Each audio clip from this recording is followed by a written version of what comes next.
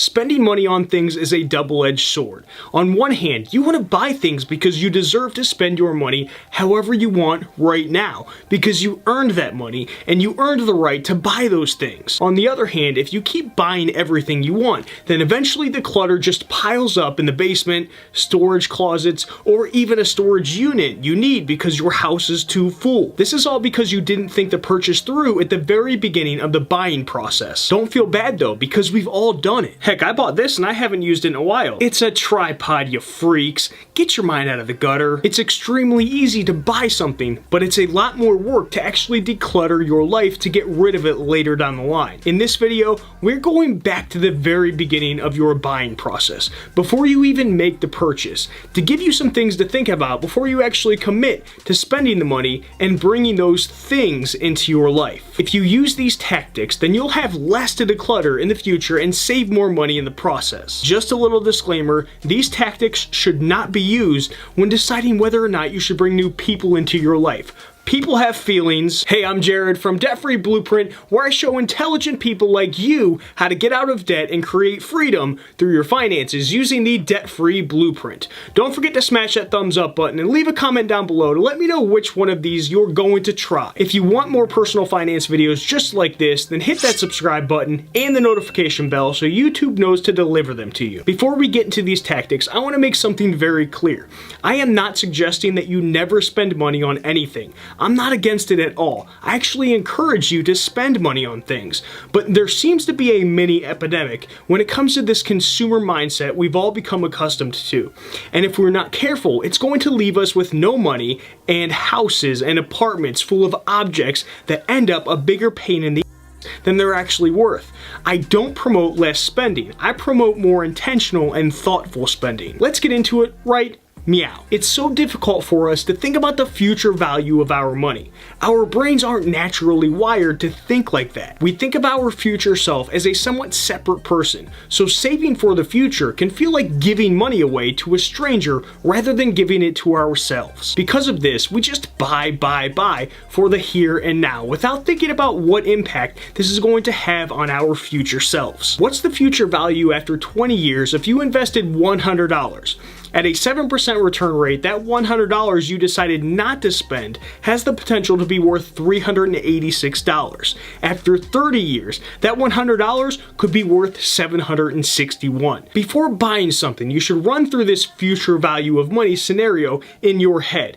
Is buying that $100 set of pet rock speakers actually worth $300 to $700 in future value terms? The cost of opportunity. What are you giving up to purchase this? Maybe you have Christmas gifts to save up for. Maybe that money would be better served going towards your mortgage or even a future home purchase.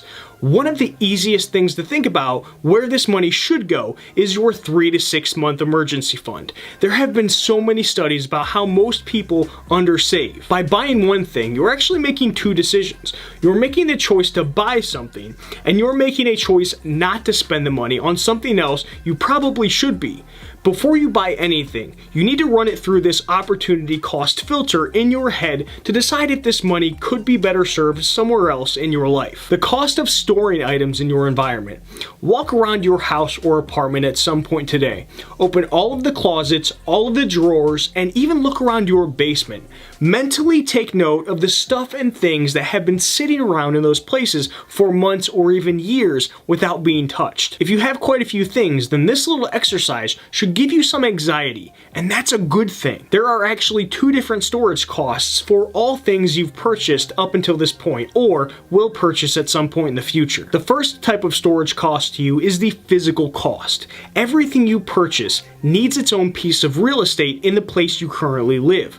We lose touch with how much we actually have because we stuff it all away in closets and back rooms where we very rarely go. In this case, out of sight, out of mind doesn't make it physically go away. You've essentially turned your home into a very big, expensive storage unit. Just because you have space in your current environment doesn't mean you need to fill that space with some sort of object. There is no rule that says that. It's a choice our consumer brains make to convince ourselves to buy that we don't really need. When you purchase something, ask yourself if you're okay with it taking up physical space in your life.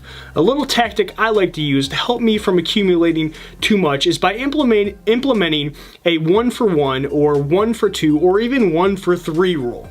In the case of clothes, I buy a new shirt, then I am obligated to remove 1, 2, or 3 items of clothes from my life. It helps me to either reduce those things in my life or ensure that I stay at the same level of clothes that I've become accustomed to up until this point. The second type of storage cost to you is the mental cost.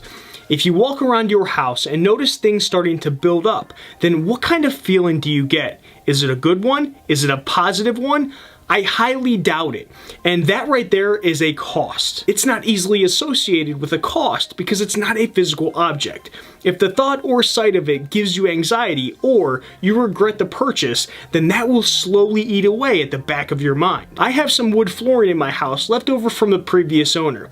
For whatever reason, I told them that they could leave it because it was nice and I thought it had some value. Fast forward 3 years and the flooring is still sitting there. And every time I see it, I regret allowing them to leave it. I wish I would have thought about not only the physical clutter that decision would have, but the mental clutter and the annoyance it would have on me in the future. Since then, I've gotten 100 times better at taking the mental cost into account. Speaking of wood flooring being left in my house, another cost you should think about to save money and keep the clutter out of your life is the removal cost.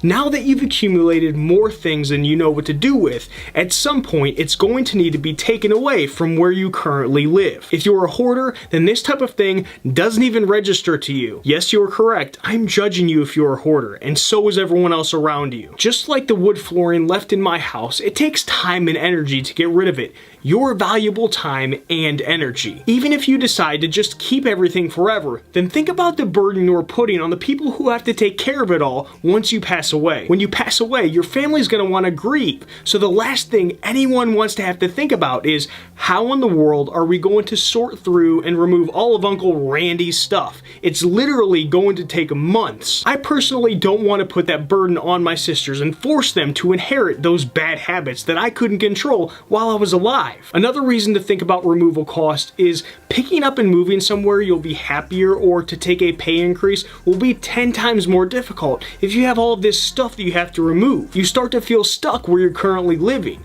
You literally have to take into account removing everything from your house. Yes, you have to do that anyways, but it makes it even worse when you have way too much. Put your next purchase through the removal cost filter in your head to double check whether or not it's worth buying or if you should just save the money and keep the clutter low within your life. Everything we just talked about is one of the main reasons I'm a huge fan of minimalism, because minimalism forces you to think about every single one of these things to help you make better choices when it comes to your money and what you decide to bring into your life. Once again, I am not saying to never buy anything, but what I am encouraging you to do is be a little bit more thoughtful and intentional with the things that you buy and bring into your life. If you need some help in the area of getting your money in order, then sign up to get on the money management course waiting list. The link is in the description. Make sure to smash that thumbs up button and pick up your free copy of the Debt-Free Prep Workbook. Hit that subscribe button and the notification bell to get more personal finance videos just like this so we can start getting you to a point